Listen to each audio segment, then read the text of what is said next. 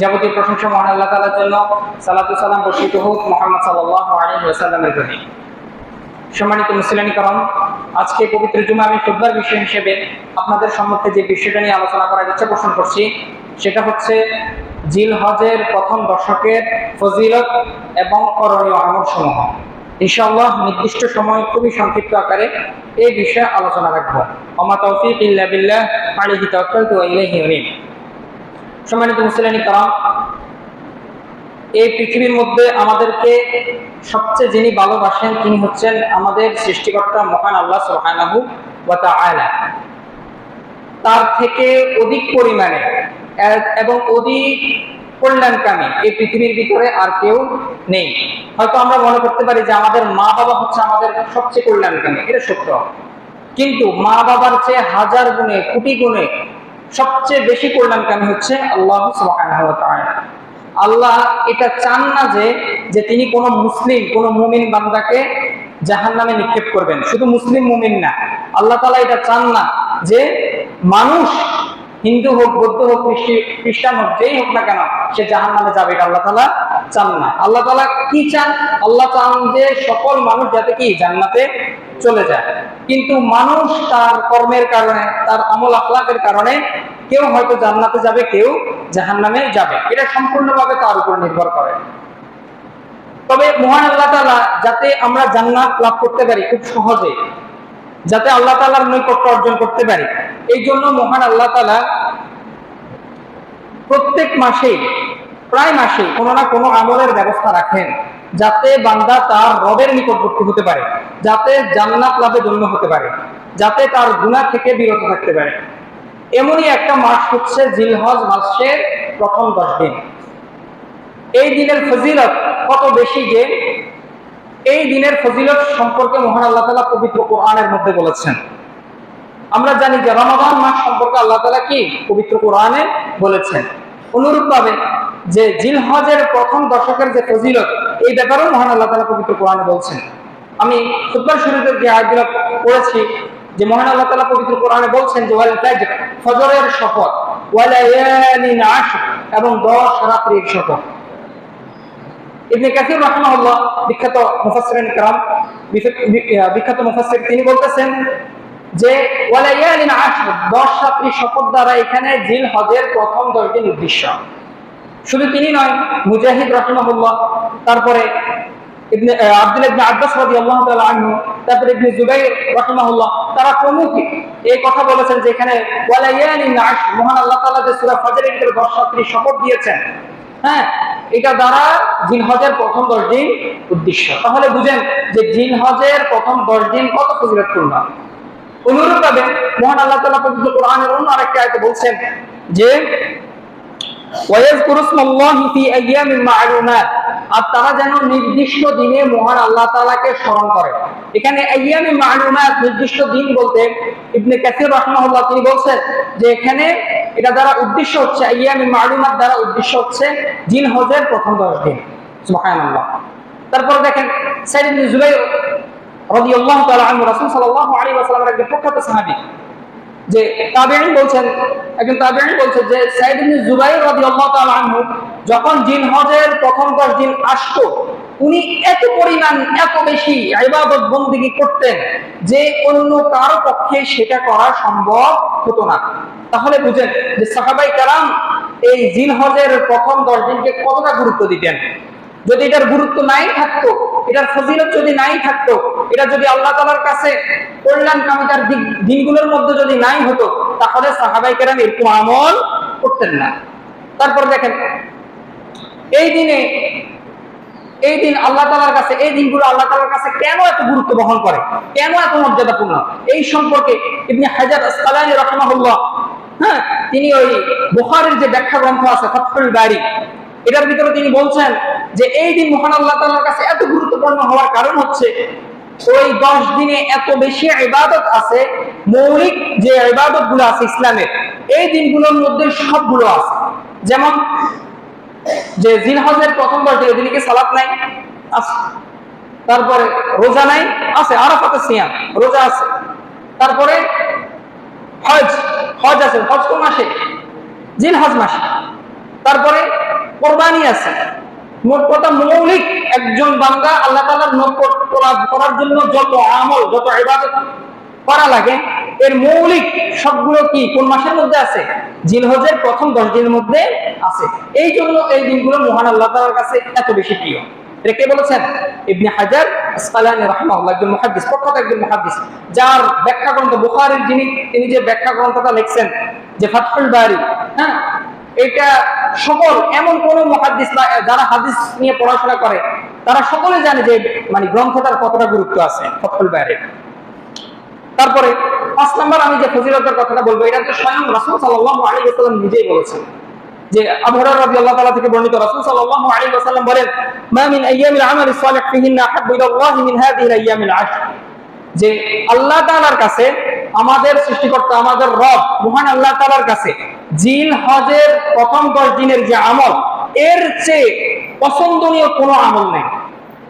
বুঝেন এটা কে বলেছেন? রাসূল সাল্লাল্লাহু আলাইহি ওয়াসাল্লাম বলছেন যে জিলহজের প্রথম 10 দিনের যে আমল, এর চেয়ে আল্লাহ তাআলার কাছে ভালোবাসার, সবচেয়ে পছন্দের, সবচেয়ে প্রিয় কোনো আমল নেই। তখন সাহাবায়ে কেরাম ওনাদের টনক মনে উঠছে যে কি বলে, আমরা তো জানি যে সবচেয়ে উত্তম আমল হচ্ছে কি? জিহাদ, আল্লাহ তাআলার রাস্তায় জিহাদ করা। তখন সাহাবায়ে কেরাম বলছে, ওয়ালাল জিহাদু ফি সাবিলিল্লাহ, আল্লাহ রাসূল আল্লাহ তাআলার রাস্তায় জিহাদও না। তখন রাসূল সাল্লাল্লাহু আলাইহি ওয়াসাল্লাম বলেন যে ওয়ালাল জিহাদু ফি সাবিলিল্লাহ, আল্লাহ তাআলার রাস্তায় জিহাদও না। তারপর রাসূল সাল্লাল্লাহু আলাইহি ওয়াসাল্লাম বলেন, ইল্লা, তবে রাজুলান খারাজা বিনাফসিহি ওয়া মালিহি ফালাম ইয়ারজি' মিন যালিকা ফি শাই, তবে ওই মুজাহিদের কথা স্বতন্ত্র, ওই মুজাহিদের কথা আলাদা, যে মুজাহিদ যে আল্লাহ তাআলার রাস্তায় জিহাদ করে, যে তার জান মাল নিয়ে জিহাদ করতে গেছে, হ্যাঁ, যে তার জান মাল নিয়ে জিহাদ করতে গেছে, কিন্তু কি সে সেখানে শহীদ হয়ে গেছে, তাহলে তার মর্যাদা এই 10 দিন আমলকারীর মর্যাদার চেয়েও বেশি। তার মানে বুঝেন, মনে করেন আপনি আপনার গোয়া সওয়ার সবকিছু নিয়ে আল্লাহ তাআলার রাস্তায় জিহাদ করতেছেন, আর একজন ব্যক্তি জিলহজের প্রথম 10 দিন ভালোভাবে ইবাদত করতেছে, আপনি দেখা গেছে জিহাদ করছেন আল্লাহ তাআলার রাস্তায়, জিহাদ করে ফিরে এসেছেন, ওই ব্যক্তি আরেকজন মুসলিম, সে 10 দিনের ইবাদত করছে জিলহজের, তার নেকি সবচেয়ে বেশি? যে 10 দিনের নেক আমল করছে জিলহজের মাসে, তার নেকি সবচেয়ে বেশি। আপনারা মনে হয় আমার কথা বুঝেন নাই। একজন ব্যক্তি যে তার জান মাল নিয়ে আল্লাহ তাআলার রাস্তায় জিহাদ করতে গেছে, সে জিহাদ করে আল্লাহ তাআলার রাস্তা থেকে কি গাজী হয়ে ফিরে এসেছে, মারা যায়নি। আরেকজন ব্যক্তি সে জিহাদে যায়নি, কিন্তু জিলহজ মাসের প্রথম 10 দিন ভালোভাবে আল্লাহ তাআলার ইবাদত করছে, কোনো গুনার কাজ করে নাই, তো এই ব্যক্তিরও তো নেকি হয়েছে। যে জিহাদ করছে মারা যায়নি, তারও তো নেকি হয়েছে। কার নেকি সবচেয়ে বেশি? যে জিলহজের প্রথম 10 দিন ইবাদত বন্দেগী করছে, তার নেকি সবচেয়ে বেশি। তবে আরেকজন মুজাহিদ, সেও কি তার সম্পদ, তার মানে জান নিয়ে আল্লাহ তাআলার রাস্তায় জিহাদ করছে, কিন্তু সে কি আল্লাহ তাআলার রাস্তায় শহীদ হয়ে গেছে, তাহলে তার আমল সবচেয়ে বেশি। ওই যে শহীদ হয়ে গেছে তার আমল সবচেয়ে বেশি, ওই 10 দিন আমলকারীর চেয়েও বেশি। বুঝতে পারছেন? তার মানে একজন গাজী যে জিহাদ করে যদি ফিরে আসে, তার চেয়েও একটু বুঝেন জিলহজের ফজিলত, এই প্রথম 10 দিনে ইবাদত করার ফজিলত। আল্লাহু আকবার। এটা বুখারীর হাদিস, আমি কোনো কি উল্টাপাল্টা কোনো জয়ীফ হাদিস বলতেছি না, এটা বুখারীর হাদিস, সহিহ হাদিস। তারপর দেখেন সহিহ জামিতে একটা হাদিস এসেছে, 1130 নম্বর হাদিস, যে রাসূল সাল্লাল্লাহু আলাইহি ওয়াসাল্লাম বলেন যে আফদালু আইয়ামিদ দুনিয়া আইয়ামুল আশর, যে দুনিয়ার মধ্যে যত দিন আছে সবচেয়ে, এই দিনগুলোর মধ্যে সবচেয়ে ফজিলতপূর্ণ দিন হচ্ছে আর এই জিলহজের প্রথম 10 দিনের ইবাদত বা প্রথম 10 দিন। বুঝতে পারছেন? দুনিয়ার মধ্যে যত দিন আছে, এটা রাসূল সাল্লাল্লাহু আলাইহি ওয়াসাল্লাম বলেছেন। আজকে সম্ভবত মানে জিলকদ মাসের, আমার যদি ভুল না হয় 25 বা 26 তারিখের কোনো কিছু হবে। তো সামনের হয়তো শুক্রবার বা বৃহস্পতিবার, সামনের বৃহস্পতিবারে জিলহজের 1 তারিখ হবে। তো আমি মনে করছি যে সামনের সপ্তাহে খুতবাটা দিব। তো আবার চিন্তা করলাম যদি আমি সামনের সপ্তাহে দিই তাহলে কোরবানি নিয়ে কোনো কিছু বলতে পারবো না। বুঝতে পারছেন? তো এই জন্য এই জিলহজের করণীয় বা জিলহজের যে ফজিলত আছে সেগুলো এই সপ্তাহে বলতেছি। তো আবার আমি যখন এই আলোচনাটা রাখতেছি, আমার একটা মানে ভয় ঢুকছে যে আমার মুসল্লিরা, হ্যাঁ আমাকে ক্ষমা করবেন, আমি যেটা দেখতেছি সেটাই বলতেছি। বেশিরভাগ মুসল্লিরা হচ্ছে উদাসীন, যে কোন দিন আসতেছে, কোন মাস যাইতেছে, কোনো হিসাব নিকাশ নাই। তো ওনারা দেখা গেছে আমি এই সপ্তাহে আলোচনা করছি, পরের সপ্তাহে আসতে আসতে ভুলে গেছে যে জিলহজ কবে গেছে না কবে আসছে বা কবে হবে। তো এটা ভুলা যাবে না, ঠিক আছে? হয়তো সামনের বৃহস্পতিবার থেকে জিলহজ শুরু হবে। তো আপনারা ওই দিন থেকে কি আমি কিছু আমলের কথা বলবো, আপনারা ওই দিনগুলোতে এই আমলগুলো বেশি বেশি করবেন। বুঝতে পারছেন? বেশি বেশি কেন করবেন এবং কি আপনি করতেও পারবেন, কারণ ওই দিনগুলোতে সিয়াম কি আবশ্যক কিনা, রোজা কি আবশ্যক কিনা? হ্যাঁ, রোজা আবশ্যক না, রোজা তো শুধু রমাদানে আবশ্যক, কিন্তু জিলহজে কি এটা তো নফল রোজা। আপনি কি মনে করেন রোজা রাখতে পারলেন না, কিন্তু অন্যান্য ইবাদতগুলো তো ভালোভাবে করতে পারবেন, ঠিক কিনা? হ্যাঁ, তো সেজন্য এটা খেয়াল রাখবেন যে সামনের বৃহস্পতিবার থেকে ইনশাআল্লাহ জিলহজের 1 তারিখ হবে, বুধবার থেকে, হ্যাঁ আরবি তো সন্ধ্যার থেকে, ঠিক আছে? তো আপনারা আমল শুরু করে দিবেন। বুঝতে পেরেছেন?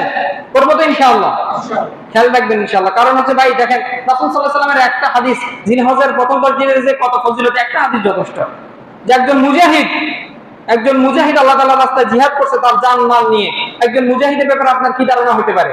সেটা নিশ্চিত নিয়ে সে জানে যে কি সে সেখানে গেলে কি সে 50% সে সেখানে মারা যাবে, ঠিক কিনা? একজন মুজাহিদ যখন আল্লাহ তাআলার রাস্তায় যায় সে কি এটা মানে এটা অনুমান করতে পারে যে আমি 20% হয়তো কি মারা যেতে পারি বা 80% আমি জীবিত থাকবো? তার এটাই নিয়ত থাকে যে সে কি সেখানে শহীদ হবে অথবা সে রাজি হয়ে ফিরে আসবে। একজন মুজাহিদের আমল যে ফিরে আসে, তার আমলের চেয়ে এই জিলহজের যে 10 দিন যে আমল করবে তার আমল কি হবে? আল্লাহ তাআলার কাছে সবচেয়ে পছন্দনীয় হবে। তো বুঝেন এটা কত ফজিলতপূর্ণ। আমরা গুরুত্ব দিব তো ইনশাআল্লাহ, আল্লাহ তাআলা সে তৌফিক দান করুক। তো আমি কিছু আমলের কথা বলবো, আপনারা এই দিনগুলোতে আমল করবেন। তো 1 নম্বর যে করণীয় কথা বলবো সেটা হচ্ছে যে ফরজ সালাত আমরা কেউ ছাড়বো না ইনশাআল্লাহ। এটা তো শুধু মনে হয় জিলহজের প্রথম 10 দিন, কেমন? এরপর ফরজ সালাত ছেড়ে দিব, ব্যাপারটা এমন না। ফরজ সালাত এটা কি সব সময় আপনাকে আদায় করতে হবে, সব সময় আপনাকে পড়তে হবে। বুঝা গেছে? রাসূল সাল্লাল্লাহু আলাইহি ওয়াসাল্লাম হাদিসে কুদসির মধ্যে বলছেন যে আল্লাহ তাআলা বলেন যে আমার বান্দা যখন ফরজ ইবাদতগুলো করে তখন আমার উপর এটা আবশ্যক যে আমি তাকে আযাব দিব না। সুবহানাল্লাহ, আল্লাহ তাআলা নিজের উপর এটা আবশ্যক করে নেন। মনে করেন আপনি ফরজ সালাত পড়েন, ঠিক আছে, ফরজ নামাজ পড়েন, আল্লাহ তাআলা বলছেন হাদিসে কুদসির ভিতরে যে আল্লাহ তাআলা এটা নিজের উপর ওয়াজিব করেন, আবশ্যক করেন যে কি আমি আমার বান্দাকে আযাব দিব না। এটা কত ফজিলতপূর্ণ। অথচ আমরা নফল সালাত তো অনেক দূরের কথা, অনেক মানুষ কি ফরজ সালাতও করি না। আমার একজন ভাইয়ের কথা মনে পড়ে যে মানে একবার ওনার সাথে দেখা হয়েছে, তো উনি দেখি যে মানে মানুষদেরকে অনেক গান শুনাইতেছে, ঠিক আছে? তো এত গান শুনাইতেছে মানে তার স্মরণ শক্তি দেখে আমি অবাক হয়ে গেলাম যে একটা মানুষ এত গান কেমনে মুখস্থ রাখছে। তো যখন আমরা বসছি সূরা ফাতিহা মশক করার জন্য, তখন সে সূরা ফাতিহাটাও বলতে পারতেছে না। তো আমি ওনাকে মানে অত্যন্ত অনুতপ্ত হয়ে মানে জিজ্ঞেস করলাম যে ভাই আপনি লাস্ট কবে নামাজ পড়ছেন? তো ভাই আমি ঈদের নামাজ ছাড়া কোনো নামাজ পড়ি না। আমি কবে জুমার নামাজও পড়ান না? না ভাই জুমার নামাজও পড়ি না। বিশ্বাস করেন আমার এই কথা শোনার সাথে সাথে আমার সমস্ত লোমগুলা দাঁড়িয়ে গেছে যে একটা মানুষ ওনার যদি ভাই মেধা না থাকতো এতগুলা গান মুখস্থ করতে পারতো, এত গান তো মুখস্থ করতো, কিন্তু উনি সূরা ফাতিহাটাও কি বলতে পারবে না। আবার একই ওনার সাথে আরেকজন মানুষ, হ্যাঁ, তো উনি যে মুহাম্মদ সাল্লাল্লাহু আলাইহি ওয়াসাল্লাম উনি কে ছিলেন মুহাম্মদ সাল্লাল্লাহু আলাইহি ওয়াসাল্লামের নাম জানে না। আমি যখন বললাম যে মুহাম্মদ সাল্লাল্লাহু আলাইহি ওয়াসাল্লামের নাম শুনছেন কিনা, হ্যাঁ শুনছি, এটা কি বলে? তো আমি তো কে উনি দেখি বলতে পারবেন কিনা? ওই শুনছি উনি একজন সৎ মানুষ ছিল, অনেক ভালো মানুষ ছিল, মানে এতটুকু। বুঝতে পারছেন? অথচ কোথায় এটা আমি কোনো আমেরিকা ইউরোপ কান্ট্রির মানুষের কথা বলতেছি, এটা বাংলাদেশের মুসলমানের কথা বলতেছি। আল্লাহু আকবার। তো এজন্য এখান থেকে আসছে যে ফরজ সালাতের আমরা কি করব না, কোনো ধরনের কমতি রাখবো না ইনশাআল্লাহ। ফরজ সালাতগুলো আমরা যথাযথভাবে আদায় করব, আল্লাহ তাআলা সে তৌফিক দান করুক। আর যথাসম্ভব চেষ্টা করব যে কবিরা গুনাহগুলো আছে, কবিরা গুনাহগুলো আছে। আচ্ছা আমাদের যুব সমাজ সবচেয়ে বেশি কবিরা গুনাহ কি করে বলেন তো? মোবাইল চোখের জেনা যেটা, ওইটা সবচেয়ে বেশি করে, ঠিক আছে? তো এই দিনগুলোতে আমরা চেষ্টা করবো, সবসময় তো চেষ্টা করবো, তো এই দিনগুলোতে অ্যাটলিস্ট চেষ্টা করবো যাতে আমার দ্বারা কোনো কবিরা গুনাহ না হয়। বুঝতে পারছেন? তারপর আর কি করে, হয়তো কারো হারাম রিলেশন আছে, এটা খুব এখন যদিও বাড়তেছে, তারপরও তুলনামূলকভাবে আপনাদের অঞ্চলে হয়তো এগুলো কম থাকবে, এটা আমার ধারণা। তো যাদের এরকম ধরনের রিলেশন থাকবে তারা এরকম কি করবেন, এই অবৈধ রিলেশন থেকে বেরিয়ে আসবেন, তওবা করে কি করতে হবে, বেরিয়ে আসতে হবে। আমার একজন উস্তাদ বলেছেন, তখন আমি জিনিসটা বুঝতে পারিনি, কারণ হচ্ছে আমার এলিমের সংকীর্ণতা ছিল। তিনি বলতেছেন যারা হারাম রিলেশনের ভিতরে লিপ্ত থাকে এরা মুসলিম থাকে না। তখন আমি বললাম যে উনাকে, মানে আমি তখন উনাকে রিয়েক্ট করি নাই। আমার ধারণা ছিল যে একজন হারাম কবিরা গুনাহ করে, কবিরা গুনার তো আর কাফের হয় না, কবিরা গুনাহগার কি হয় না, কাফের হয় না। আমি আর কিছু বলি নাই উনাকে।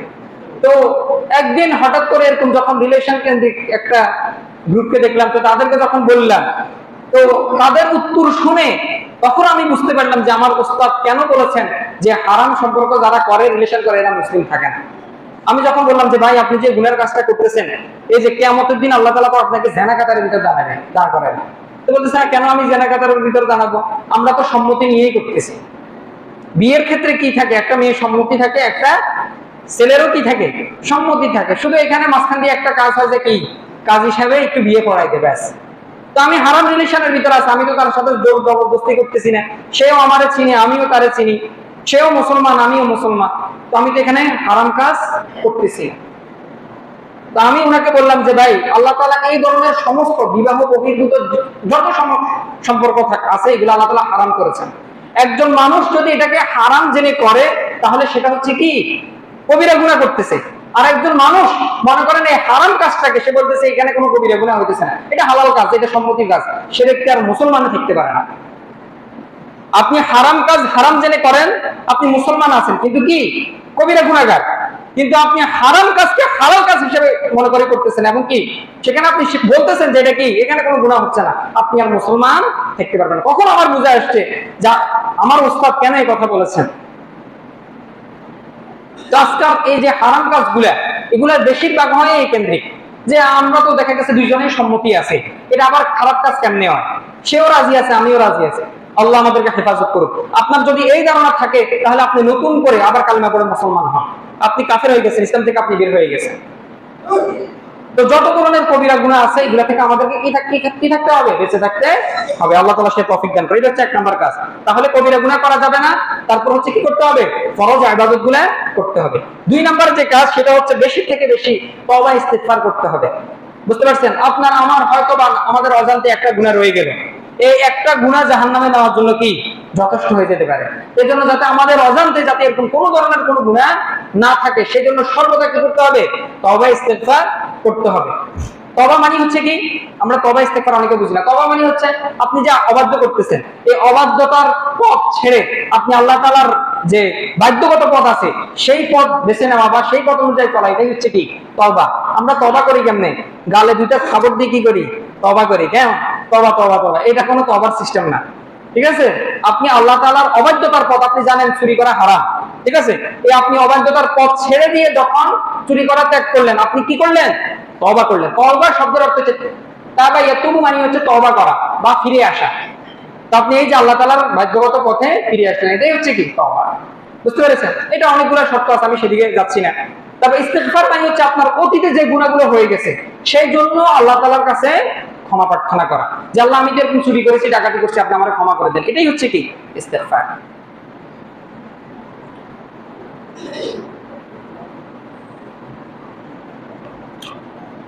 আমি এই সংক্রান্ত কোনো আয়াত বলতেছেন, এটা আপনারা সবাই জানেন যে আল্লাহ তাআলা যে যারা তওবা করে, যে তাদের এরকম ফজিলতের কথা বলছেন। আল্লাহ তাআলা বলছেন যে কুল ইয়া ইবাদিয়াল্লাযিনা আসরাফু আলা আনফুসিহিম লা তাকনাতু মির রাহমাতিল্লাহ, হে আমার বান্দাগণ, তোমরা যারা নিজেদের উপর জুলুম করেছো, ইসরাফ করেছো, বাড়াবাড়ি করেছো, তারা আমার কাছে কি করো, তওবা করো, আমি তোমাদেরকে কি করব, ক্ষমা করে দিব। তোমরা কি করিও না, আমার রহমত থেকে নিরাশ হইও না, সমস্ত গুনাহ আমি ক্ষমা করে দিব।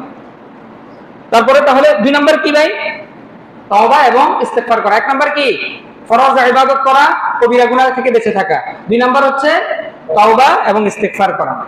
তারপর তিন নাম্বার যেটা, সেটা হচ্ছে নফল ইবাদতগুলো বেশি থেকে বেশি করা। নফল ইবাদত কি আছে, যেমন আমাদের ফরজ সালাতের পাশাপাশি কিছু নফল ইবাদত আছে না।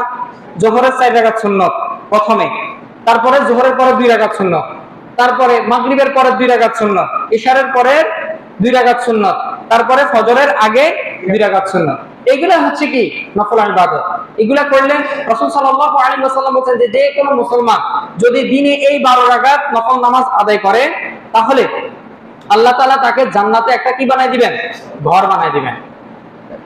সহিহ হাদিস, বুখারী মুসলিমের হাদিস। বুঝতে পারছেন? এর জন্য আমরা চেষ্টা করব যাদের সাধ্য হয় যে ফরজ সালাতের পাশাপাশি কি করব, এই নফল সালাত গুলো আদায় করার চেষ্টা করবো। তারপরে ভাই মসজিদে যে অনেক ভাই ঢুকছেন, মসজিদে ঢুকে বসে গেছেন, না এটা কিন্তু আদব না। মসজিদে আপনি ঢুকছেন, ঢুকে কি করতে হবে, বসতে হলে কি করতে হবে, 2 রাকাত সালাত পড়ে বসবেন। তো যে আমার অনুরোধ থাকবে যে সকল বাইরে আসছেন, অনুগ্রহ করে 2 রাকাত সালাত পড়ে অন্তত পক্ষে 2 রাকাত পড়েন, পড়ে তারপরে বসেন। তারপরে আপনি ওযু করলেন, ওযু করার পর কি 2 রাকাত সালাত পড়তে পারেন, বিলাল রাদিয়াল্লাহু তাআলা আমল করতেন। তারপরে তাহাজ্জুদ সালাত আছে, হ্যাঁ, আপনার যদি মানে সামর্থ্য থাকে, যদি সম্ভব হয়, আপনি তাহাজ্জুদ সালাত আদায় করার চেষ্টা করবেন ইনশাআল্লাহ। তারপরে যে ভাই ইশরাকের সালাত আছে, ফজরের সালাত, সূর্য যখন উপরে উঠে যায় তখন কি ইশরাকের সালাত আছে, 9টা 10টার দিকে আপনি ইচ্ছা করলে কি করতে পারেন, সালাত আদায় করতে পারেন। আল্লাহ তাআলা আমাদেরকে সে তৌফিক দান করুন। তারপরে 4 নাম্বার যেটা, সেটা হচ্ছে নফল সিয়াম রাখা।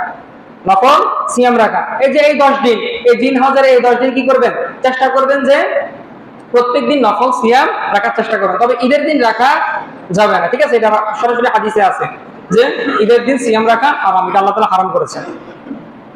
অন্তত পক্ষে আপনি চেষ্টা করবেন যে রাসূল সাল্লাল্লাহু আলাইহি ওয়াসাল্লাম কি বলেছেন, আল্লাহ তাআলা বলেন যে বান্দা যত আমল করে তার সমস্ত আমল তার জন্য, তার নিজের জন্য, আর সিয়াম হচ্ছে আমার জন্য। শুধু একটা স্বতন্ত্র ইবাদত আছে যেটা মানুষ কার জন্য করে, আল্লাহর জন্য করে। আল্লাহ তাআলা বলেন যে ওয়া আনা আজজিবি, আর এটার প্রতিদান আমি নিজে দিব, এটার প্রতিদান আমি নিজে দিব, সিয়ামের ব্যাপারে। সুবহানাল্লাহ। তারপর রাসূল সাল্লাল্লাহু আলাইহি ওয়াসাল্লাম কি বলেন যে একজন রোজাদার তার মুখের যে দুর্গন্ধ আছে এটা আল্লাহ তাআলার কাছে মিশকে আম্বরের চেয়েও প্রিয় হয়। বুঝতে পারছেন? হ্যাঁ, তো কত ফজিলত আছে। রাসূল সাল্লাল্লাহু আলাইহি ওয়াসাল্লাম বলেছেন আমরা একটা হাদিসে যে জান্নাতের একটা দরজা আছে, ওই দরজার নাম কি, রায়্যান। এই দরজা দিয়ে শুধু যারা রোজা রাখে তারাই প্রবেশ করবে, আর কেউ প্রবেশ করতে পারবে না। বুঝতে পারছেন? হ্যাঁ, তো ইনশাআল্লাহ আমরা নফল রোজা রাখার সামর্থ্য অনুযায়ী রোজা রাখার চেষ্টা করবো। আপনি রাখেন, প্রতিদিন রাখেন। যদি মনে করেন আপনার সামর্থ্য নাই, আপনি অন্তত পক্ষে যে মানে একদিন পর পর রাখেন। রাসূল সাল্লাল্লাহু আলাইহি ওয়াসাল্লাম কি বলেছেন যে সবচেয়ে উত্তম সিয়াম হচ্ছে কার সিয়াম জানেন না আপনারা? কোন নবীর সিয়াম আল্লাহ তাআলার কাছে সবচেয়ে পছন্দনীয় ছিল? দাউদ আলাইহিস সালাতু ওয়াস সালামের রোজা আল্লাহ তাআলার কাছে সবচেয়ে পছন্দনীয় ছিল। কেন? কারণ দাউদ আলাইহিস সালাতু ওয়াস সালাম একদিন রোজা রাখতেন, আর একদিন রোজা রাখতেন না, ছেড়ে দিতেন। আবার একদিন রোজা রাখতেন, আবার আরেকদিন রোজা রাখতেন না। এটা ছিল কি দাউদ আলাইহিস সালাতু। আপনি সেটা রাখেন।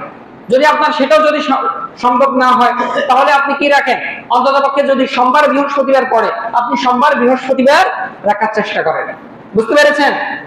মনে করেন আপনার সোমবার বৃহস্পতিবার রাখার কি হয় নাই, মানে তৌফিক হয় নাই, বা আপনি কষ্ট হয়ে যাচ্ছে, আপনি অন্ততপক্ষে যে 8 জিলহজ কিসের সিয়াম, আরাফার যে সিয়ামটা, আপনি সেটা রাখার চেষ্টা করেন।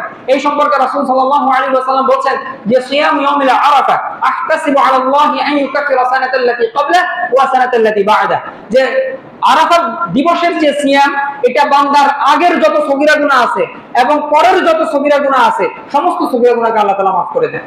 সুবহানাল্লাহ। তো কতটা ফজিলতপূর্ণ। অন্ততপক্ষে কি 8 জিলহজ আরাফার দিনের যে সিয়ামটা সেটা রাখার চেষ্টা করব। আল্লাহ তাআলা সে তৌফিক দান করুন। তারপরে 5 নাম্বার যে আমল, তাহলে 1 নাম্বার কি বলছি, ফরজ ইবাদত করা, গুনাহ কাজ থেকে বিরত থাকা, কবিরা গুনাহ থেকে। 2 নাম্বার হচ্ছে তওবা ইস্তিগফার করা। 3 নাম্বার হচ্ছে নফল ইবাদত, নফল সালাত, হ্যাঁ, বেশি থেকে বেশি আদায় করা। 4 নাম্বার হচ্ছে নফল সিয়াম পালন করা, নফল সিয়াম আদায় করা। ঠিক আছে? এবার 5 নাম্বার হচ্ছে কোরআন তিলাওয়াত করা, কোরআনকে সময় দেওয়া। বুঝতে পেরেছেন? আমি একবার আলোচনা করছিলাম যে কোরআনের অনেকগুলো হক আছে। আমরা সকলেই মোটামুটি ভাই বোনের হক জানি, মা বাবার হকের কথা জানি, হ্যাঁ, আত্মীয় স্বজনের হকের কথা জানি। কিন্তু আপনি যদি একজনকে বলেন যে ভাই কোরআনের কি হক আছে, দেখি আমার কোরআনের কয়েকটা হক বলেন, দেখি বলতে পারবে না। এটা না বলার কারণে, বলতে না পারার কারণে কি আজকে আমরা কোরআন থেকে উদাসীন, কোরআন পড়তে পারি না। সে দুনিয়ার সকল শিক্ষা অর্জন করে ফেলেছে, ডাক্তার হয়ে গেছে, ইঞ্জিনিয়ার হয়ে গেছে, বড় বড় কেমিস্ট্রির বই, ফিজিক্সের বই শেষ করে ফেলতেছে, কিন্তু এই কোরআন পড়ার কি তার যোগ্যতা অর্জন হয়নি, সে কোরআন পড়তে পারে না ঠিক মতো। আল্লাহ আমাদেরকে হেফাজত করুন। তো কোরআনের অনেকগুলো হক আছে। প্রথম যে হক সেটা হচ্ছে কোরআন কি করা, শিক্ষা করা। আপনি কোরআন পড়তে জানা, এটা হচ্ছে কোরআনের প্রথম হক। তারপর 2 নম্বর হক হচ্ছে কোরআন তিলাওয়াত করা, পড়া। অনেক মানুষ আছে কোরআন পড়তে পারে কিন্তু কি করে না, তিলাওয়াত করে না, পড়ে না। তারপরে 3 নম্বর হক হচ্ছে কোরআন যে তিলাওয়াত করবেন, পড়বেন, শুধু আরবি পড়বেন না, কোরআনের যে বাংলা অর্থ আছে, আপনি যে ভাষার মানুষ সেই ভাষা বুঝে বুঝে কি করা, কোরআন পড়া। ভাই এদিকে খেয়াল করে, অনেক ভাই অমনোযোগী। তারপর 4 নাম্বার হচ্ছে কোরআন অনুযায়ী আমল করা। আপনি কোরআনের একটা সূরা পড়ছেন, এখানে কি অনেক সূরাতে আমল থাকে না? হ্যাঁ, তো আপনি সূরা অনুযায়ী আমল করবেন, এই আয়াত অনুযায়ী আমল করবেন যেটা পড়েছেন। যে সাহাবায়ে কেরাম ওনাদের আমল ছিল এরকম যে ওমর রাদিয়াল্লাহু তাআলা আনহু ওনার মতো মানুষ সূরা বাকারা 8 বছর পর্যন্ত উনি পড়ছেন, এটা বুঝছেন, আমল করছেন, তারপর অন্য সূরায় গেছেন। বুঝেন কোন সূরা? সূরা বাকারা একটা সূরা। সাহাবায়ে কেরাম এরকম ছিলেন যে যারা মুফাসসির তারা বলেন যে ওনারা প্রথম ওনাদের মানে সিস্টেম ছিল প্রত্যেক সাহাবী 10 আয়াত পড়তেন, বুঝতেন, মুখস্থ করতেন, আমল করতেন, তারপর অন্য আয়াতে যেতেন। যতক্ষণ পর্যন্ত এটা আমলের রূপ না দিতেন ওনারা অন্য আয়াতে যেতেন না। তার জন্য কি করতে হবে? আমল করতে হবে। 4 নম্বর হক। 5 নম্বর হক যেটা, সেটা হচ্ছে আপনি শুধু নিজে শিখে বসে থাকবেন নাকি অন্যকেও শিখাতে হবে। যে রাসূল সাল্লাল্লাহু আলাইহি ওয়াসাল্লাম কি বলছেন যে খায়রুকুম মান তাআল্লামাল কুরআনা ওয়া আল্লামা, তোমাদের মধ্যে সর্বোত্তম হচ্ছে ওই ব্যক্তি যে নিজে কোরআন শিখে এবং অন্যকে শিক্ষা দেয়। এজন্য কোরআন নিজে শিখে শুধু বসে থাকলে হবে না, অন্য কে পারে না তাকেও কি করতে হবে? আপনার সামর্থ্য অনুযায়ী, সময় অনুযায়ী আপনি তাকে শিক্ষা দিবেন। তারপর হচ্ছে সামর্থ্য অনুযায়ী, আপনার মেধা অনুযায়ী কোরআনের 6 নম্বর হক, সামর্থ্য অনুযায়ী আপনার মেধা অনুযায়ী কোরআন মুখস্থ করা। রাসূল সাল্লাল্লাহু আলাইহি ওয়াসাল্লাম বলেন যে যেই অন্তরের ভিতর, যে কলবের ভিতর কোরআন থাকে না, কোরআনের কিছু অংশ থাকে না, ওই কলবটা হচ্ছে কবরের মতো। বুঝতে পারছেন? মানে মৃত কবরে যেরকম কিছু হয় না, হ্যাঁ, ওই কলবটা হচ্ছে কি একদম মৃতের মতো, ওই কলবটা মারা গেছে। এর জন্য সামর্থ্য অনুযায়ী আপনার মেধা অনুযায়ী কি করবেন? কোরআন মুখস্থ করবেন। আপনি প্রথম শেষ 10টা সূরা মুখস্থ করেন, যদি ওই 10টা সূরা হয়ে যায়, সূরা দোহা থেকে মুখস্থ করেন, সূরা দোহা থেকে কি ছোট ছোট সূরাগুলো 20টা হয়ে যায়। তারপর আপনার যদি আরো সামর্থ্য থাকে আপনি পুরো 30 নাম্বার পারা যেটা সেটা মুখস্থ করেন। তারপর সূরা মুজাম্মিল আছে, সূরা ইয়াসিন আছে, সূরা রহমান আছে, সূরা ওয়াকিয়া আছে। এই সূরাগুলো কি, যেগুলো প্রসিদ্ধ সূরা, এগুলো মুখস্থ করেন। অনেক প্রসিদ্ধ আয়াত আছে, ওই প্রসিদ্ধ আয়াতগুলো মুখস্থ করেন। আপনার সামর্থ্য অনুযায়ী আপনি করেন। তারপরে 7 নম্বর কোরআনের যে হক, সেটা হচ্ছে কোরআন নিয়ে কি করা? গবেষণা করা। শুধু কোরআন নিয়ে আমল করছেন, পড়ছেন, বুঝছেন না, কোরআন নিয়ে কি করতে হবে? গবেষণা করতে হবে। আল্লাহ তাআলা পবিত্র কোরআনে কি বলছেন? যে আফালা ইয়াতাদাব্বারুনাল কোরআন, তারা কি কোরআন নিয়ে গবেষণা করে? তারা কি কোরআন নিয়ে গবেষণা করে না? ওয়ালাউ কানা মিন ইনদি গায়রিল্লাহ লাওয়াজাদু ফীহি ইখতিলাফান কাসীরা। এই কোরআন যদি আল্লাহ তাআলা ছাড়া যদি অন্য কারো পক্ষ থেকে আসতো, তাহলে এই কোরআনের মধ্যে অনেক ভুল ভ্রান্তি, অনেক ইখতিলাফ থাকতো। আল্লাহ তাআলা বলছেন যে তারা কি কোরআন নিয়ে গবেষণা করে না, তাহলে কি করতে হবে? কোরআন নিয়ে আপনার সামর্থ্য অনুযায়ী কি করবেন? গবেষণা করবেন। তো গবেষণা করতে হলে তো ভাই আগে পড়া জানতে হবে, শিখতে হবে, কোরআনকে সময় দিতে হবে। তারপর সর্বশেষ যে হক, সেটা হচ্ছে কোরআন প্রচার প্রসার করা। শুধু কোরআন নিজে জানছেন, অন্যকে জানান নাই। এই যে ভাই আমি কোরআন শিখছি, জানছি, এখন কি এটা আমার উপর আবশ্যক না যে আমি আপনাদেরকে জানানো? এই যে আমি আপনাকে জানাতেছি। আর কোরআন জানাতে হলে যে হুজুর হইতে হবে, টুপি পরতে হবে, পাঞ্জাবি পরতে হবে, দাঁড়িয়ে দেখতে হবে, হ্যাঁ, ব্যাপারটা এমন না। আপনি শার্ট প্যান্ট পরেন, জেনারেল শিক্ষিত, কোনো সমস্যা নেই। আপনি কোরআনের একটা আয়াত জানেন, সেটা কি করেন? প্রচার করেন। আল্লাহ তাআলা আমাদেরকে সে তৌফিক দান করুন। দেখেন রাসূল সাল্লাল্লাহু আলাইহি ওয়াসাল্লাম কিয়ামতের দিন আমাদের বিরুদ্ধে সাক্ষ্য দিবেন এবং কোরআনও দিবেন। রাসূল সাল্লাল্লাহু আলাইহি ওয়াসাল্লাম বলেন আল কুরআন হুজ্জাতুল লাকা আও আলাইকা, কোরআন হয়তো তোমার পক্ষে সাক্ষী দিবে অথবা তোমার বিপক্ষে সাক্ষী দিবে। এখন আপনি চিন্তা করেন যে কোরআন কি আপনার পক্ষে থাকবে? আপনি কি পক্ষে বানাতে চাচ্ছেন নাকি আপনার বিপক্ষে বানাতে চাচ্ছেন? এটা আপনার সিদ্ধান্ত, আপনি জানেন। আল্লাহ তাআলা পবিত্র কোরআনে সূরা ফুরকানের ভিতরে বলছেন যে وقال الرسول সাল্লাল্লাহু আলাইহি ওয়াসাল্লামের কথা দিয়ে বলছেন যে وقال الرسول يا رب ان قوم اتخذوا هذا القرآن مهجورا, হে আল্লাহ, আমার এই কওম তারা আমার পরে এই কোরআনকে ছেড়ে দিয়েছে। আপনি তাদেরকে কি করেন? পাকড়াও করেন, তাদের কাছ থেকে এর হিসাব নেন যে তারা কেন এই কোরআন আমার পরে তারা কেন এই কোরআনকে ছেড়ে দিয়েছে। এজন্য কোরআনকে কি করতে হবে ভাই? সময় দিতে হবে। আল্লাহ তাআলা আমাদেরকে সে তৌফিক দান করুন। তারপরে 6 নম্বর যেটা, তাহলে 5 নম্বর কাছে কি করা? কোরআন শিক্ষা করা বা কোরআনকে সময় দেওয়া। 6 নম্বর যেটা, সেটা হচ্ছে কি? জিকির আজকার করা। ঠিক আছে? মহান আল্লাহ তাআলা পবিত্র কোরআনের ভিতরে কি বলছেন? যে ইয়া আইয়ুহাল্লাযীনা আমানু যিকুরুল্লাহা যিকরান কাসীরা, হে ঈমানদারগণ তোমরা কি করো? বেশি থেকে বেশি পরিমাণ আল্লাহ তাআলার কি করো? স্মরণ করো, আল্লাহ তাআলার জিকির করো। তারপর অন্য আরেকটি আয়াতে বলছেন যে ওয়াযাক্কির ফাইন্না যিকরা তানফাউল মুমিনিন, নিশ্চয় জিকির করা, জিকির এটা মুমিনের কলবকে কি করে? প্রশান্তি দান করে। একমাত্র জিকিরেই একজন মুমিনের কলব কি হয়? প্রশান্ত হয়। আর অন্য কিছু আপনি যতই গান বাজনা শুনেন না কেন, দেখবেন আপনি গান বাজনা শুনছেন, সকালে শুনেন বা রাতে শুনেন, আপনি কিছুক্ষণ পরে এটার এফেক্ট দেখতে পাবেন যে আপনার দেখবেন অস্থিরতা আরো বেড়ে যাবে।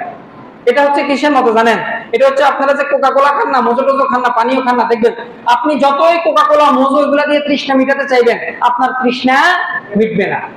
একমাত্র তৃষ্ণা কিসের মাধ্যমে মিটবে? পানির মাধ্যমে আপনার তৃষ্ণা মিটবে।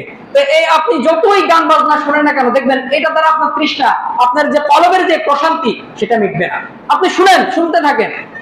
আজকে দেখেন, কিছুদিন আগে একজন সঙ্গীত শিল্পী দেখলাম, যে মনে হয় নাম কি যেন আমি ভুলে গেছি, হ্যাঁ নোবেল নাকি, হ্যাঁ নোবেল। এই যে দেখেন তার কি ভাই, টাকা পয়সার অভাব নাই, তাকে আল্লাহ তাআলা কত সুন্দর কণ্ঠ দিচ্ছে, ঠিক আছে, তার যৌবন সবকিছু ঠিক আছে, কিন্তু তার মনে কি নাই? শান্তি নেই। সে নিজের থেকে বলছে যে সে একটা অনুষ্ঠানে আসছে, এখন তো তাকে দর্শন মামলায়, আমাদের দেশের যেটা দর্শন মামলা, হ্যাঁ দর্শন করুক বা না করুক, কি মেয়ের সাথে ঘুরতেছে, মেয়ে তারা সিগারেট খাওয়াই দিতেছে, মেয়ে তারা বারে নিয়ে যাইতেছে, বনি বানা হইতেছে না, সে এখন দর্শক। আমাদের দেশের সিস্টেম, কুফরি সিস্টেম। তো এই যে সে বলতেছে যে আমার মনে চায়, আমি করতে পারি না হয়তো আমার দুর্বলতার কারণে, কিন্তু আমার মনে চায়, আমি অনেকবার চেষ্টা করছি আত্মহত্যা করতে। এটা কে বলতেছে? বয়স কত হবে? আমারও ছোট। এই ছেলেটা, নোবেলের ছেলেটা আমারও ছোট, 27-28 বছরের যুবক। তার মনে চায় যে সে কি আত্মহত্যা করবে, অথচ কি তার খ্যাতির কোনো কমতি নেই। তো এই যে তার এই যে সঙ্গীত, তার এই সঙ্গীত তাকে কি করতে পারতেছে না? তৃপ্তি দিতে পারতেছে না। আপনারা তো কাবা শরীফের ইমামদের নাম শুনছেন, দেখি কাবা শরীফের কোন ইমামের এরকম চরিত্র দেখছেন? একজন ইমামের দেখান যে সে বলতেছে যে আমার কি মনে চায় আমি আত্মহত্যা করি, আমার মনে চায় আমি বাঁচতে চাই না, আমি যে কোরআন তেলাওয়াত করি আমার অন্তরটা প্রশান্তি না। বা কোন ইমাম অন্তত পক্ষে সেইগুলো বলতেছে না? সে মদের বারে, সে মদের ভিতরে ডুবে আছে, সে গান বাজনার ভিতরে ডুবে আছে। একজন ইমামের কথা বলেন, দেখবেন না। তো আপনাকে আমাকে আজকে যে সঙ্গীতের মাধ্যমে আজকে আমাদের এই নোংরা সমাজটা ডুবিয়ে রাখতেছে, বলতেছে এটা তৃপ্তি দেয়, এটা তোমাকে আনন্দ দেয়, আসলে আপনারা কি করতেছে? ধূম্রজালের ভিতরে তারা নিক্ষেপ করতেছে। আমি সেটা বুঝতেছি না। সঙ্গীত আপনি শুনতেছেন, গান শুনতেছেন, আপনার কখনোই আপনার অন্তর প্রশান্তি হবে না। একমাত্র প্রশান্তি কি? আল্লাহ তাআলা বলছেন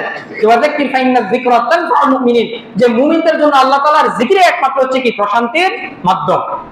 অন্য কিছু আপনাকে প্রশান্তি করতে পারবে না। তো আপনি পড়েন, আপনি জিকির আজকার করেন, যে সুবহানাল্লাহ আলহামদুলিল্লাহ। ভাই জিকির আজকার কি পুরো কোরআন কি জিকির আজকার করতে হবে আপনাকে? না, আপনি সুবহানাল্লাহ পড়েন, সুবহানাল্লাহ পড়েন, আলহামদুলিল্লাহ পড়েন, আলহামদুলিল্লাহ পড়েন, লা ইলাহা ইল্লাল্লাহ পড়েন, আপনি সেটা বলেন। অন্তত পক্ষে আপনি মনে করেন আপনি সেটাও বলতে পারতেছেন, আপনি বাংলাতে বলেন, কোনো সমস্যা নেই। তবে কি করতে হবে? আল্লাহ তাআলাকে স্মরণ করতে হবে। তো উল্টাপাল্টা আবার জিকির, যেগুলো বিদআতি জিকির, ইল্লাল্লাহ ইল্লাল্লাহ হু হু হু, এরকম ধরনের উল্টাপাল্টা জিকির করবেন না, যেগুলো রাসূল সাল্লাল্লাহু আলাইহি ওয়াসাল্লামের মাধ্যমে স্বীকৃতি, সহিহ হাদিস দ্বারা সাব্যস্ত। কেবলমাত্র আপনাকে আমাকে সেই জিকিরগুলো কি করতে হবে? করতে হবে। বুঝতে পেরেছেন? আল্লাহ তাআলা আমাদেরকে সে তৌফিক দান করুন। তারপরে 7 নম্বর যে আমলের কথা বলবো সেটা হচ্ছে কি করা? দান সদকা করা। বুঝতে পেরেছেন? দান সদকার কি করবো তো ইনশাআল্লাহ। আমরা তো আজকে অনেক কৃপণ হয়ে গেছি, যে দুঃখজনক বিষয় যে মসজিদে কি ক্যাশিয়ার সব গলা ফাটাই ফেলায়, হ্যাঁ গলা মালা ভেঙে যায় ক্যাশিয়ার সাহেবের। তারপরেও কি আমাদের মসজিদের জন্য কি মাসিক যেটা মসজিদ যেটা পাবে দান সদকা, নফল দান সদকা তো অনেক পরের বিষয়। যে মসজিদ যেটা দেখা গেছে একজন আপনি সমাজের মানুষ হিসেবে যেটা মসজিদ আশা করে যেটা পাবে, আমরা অনেকেই দেখা গেছে হ্যাঁ সেটা আদায় করি না। তো ভাই এটা আমি এখানে ছোট মানুষ, আপনাদেরকে পড়া কথা বলে লাভ নেই।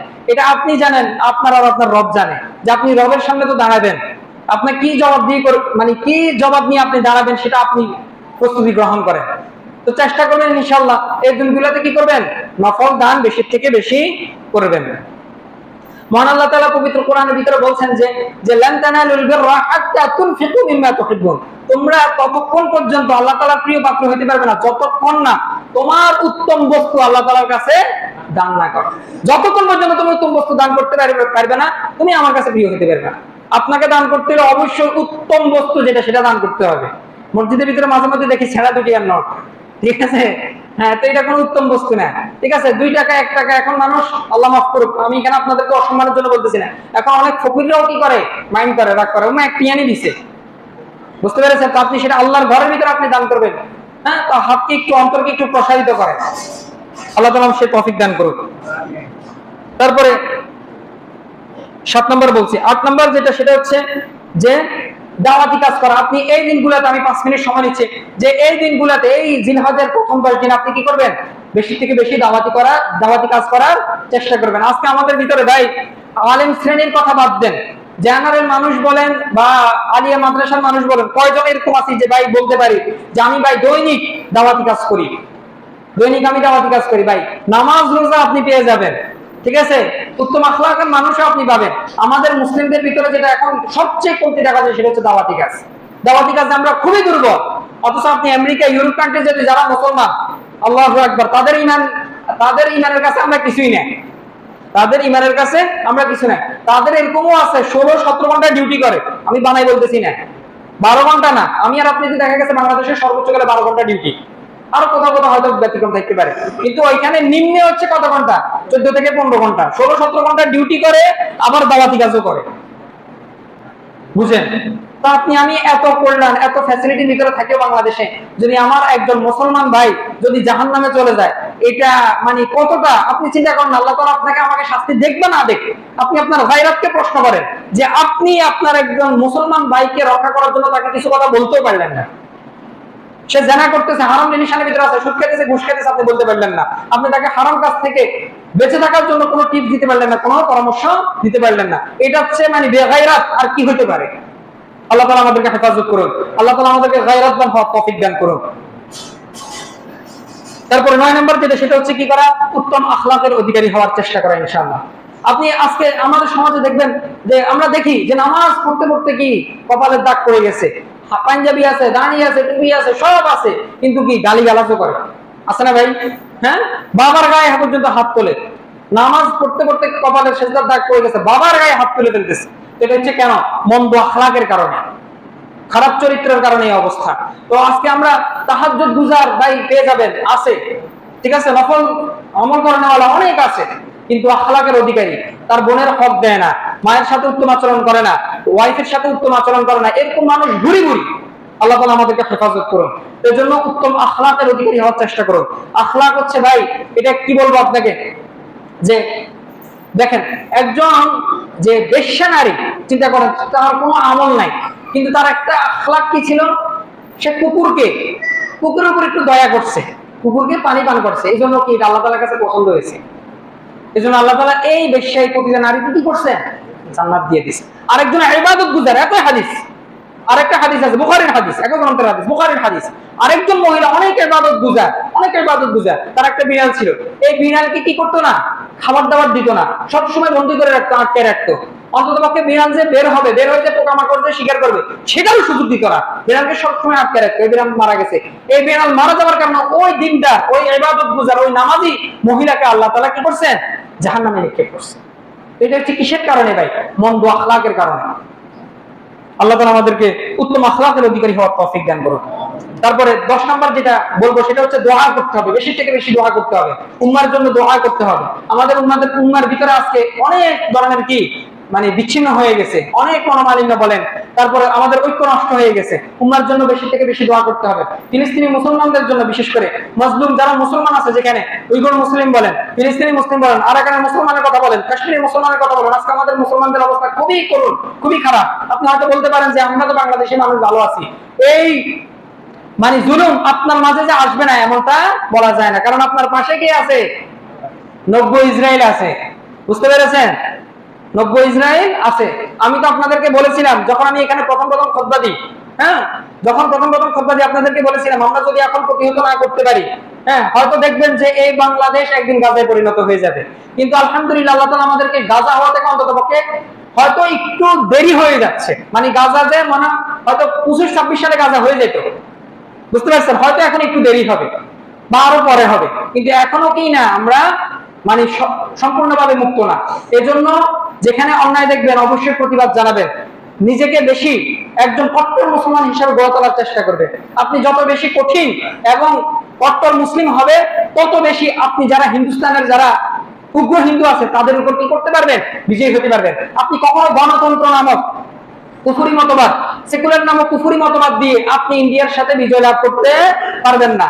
আপনি এটা প্রমাণ দেখেন, এই যে জুলাই যারা আমাদেরকে দেশটা উপহার দিছে, আপনি দেখবেন বেশিরভাগ, আপনি যদি এখনো ফেসবুকে যদি প্রোফাইল দেখেন, তারা কি একজন মানে ধার্মিক এবং দিনদার মানুষ ছিলেন। আপনি মুগ্ধ বলেন, আবু সাইদ বলেন, আবু সাইদের ইয়েতে তো অনেক আলেমের কি আলোচনা আছে বেশিরভাগ। তো আপনি এই দেশকে আপনি যদি স্বাধীন করতে হন, শুধু এই দেশকে স্বাধীন করলে হবে? যেখানে যেখানে মুসলমান আছে, যেখানে যেখানে মুসলমানদের উপর নির্যাতন হচ্ছে, আপনাকে সমস্ত দেশকে আপনাকে স্বাধীন করতে হবে। আল্লাহ তাআলা আমাদেরকে সেই তৌফিক দান করুন। নিজে এভাবে গড়ে উঠেন, নিজের সন্তানদেরকে এভাবে কি করেন, গড়ে তোলার চেষ্টা করুন। ইতিহাস সম্পর্কে জানান, সিরাত সম্পর্কে জানান, রাসূল সাল্লাল্লাহু আলাইহি ওয়াসাল্লামের জীবনী সম্পর্কে জানান আপনার সন্তানকে। আমি আর কথা বাড়াচ্ছি না। তারপরে 11 নম্বর যেটা, সেটা হচ্ছে যে আমরা নোক চুল, মানে বিশেষ করে যারা কোরবানি করব, যারা কোরবানি করেন, আপনি কোরবানি করবেন, আপনি গরু কোরবানি করবেন, ছাগল কোরবানি করবেন, আপনি জিলহজের 1 তারিখ থেকে একদম 10 দিন আপনি কি করবেন না, কোন ধরনের নখ চুল কাটবেন না। তো এখন যারা নখ চুল কাটার, এখনই কি করেন, প্রায় 5 দিনের মতো সময় আছে, 5-6 দিনের মতো, তো এই 5-6 দিনের ভিতরে কি করেন, কেটে ফেলেন। তারপর সর্বশেষ যেটা, সেটা হচ্ছে 12 নম্বর, সেটা হচ্ছে এই জিলহজের আরেকটা আমল, সর্বশেষ যে আমলটা, সেটা হচ্ছে কি করা, কোরবানি করা। ইনশাআল্লাহ সামনের সপ্তাহে কোরবানি নিয়ে বিস্তারিত আলোচনা করব, আগে আগে আসার চেষ্টা করবেন।